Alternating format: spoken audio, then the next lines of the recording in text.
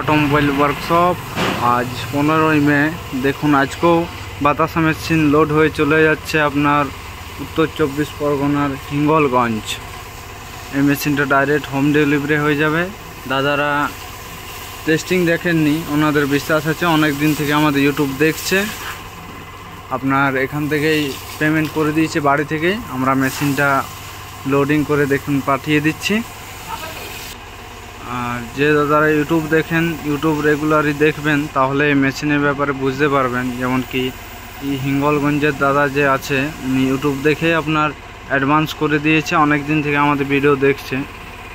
আর সবাই জানে যে মা কালীর মেশিন কেমন, কোয়ালিটি প্রোডাকশন কেমন মেশিনের, খুবই ওয়েটফুল আর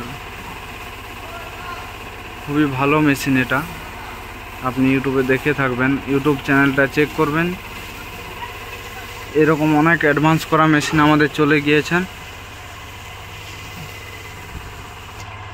দেখুন মেশিন রেডি হয়ে গেছে যাওয়ার জন্য, গাড়ি বেরিয়ে যাবে। আর এই মেশিনটা ডাইরেক্ট চলে যাবে আপনার হিঙ্গলগঞ্জ, উত্তর 24 পরগনা।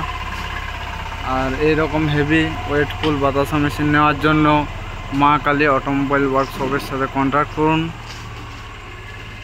এখানে দেখুন কিছু নাম্বার দেওয়া আছে, এই নাম্বারে কন্ট্যাক্ট করতে পারেন।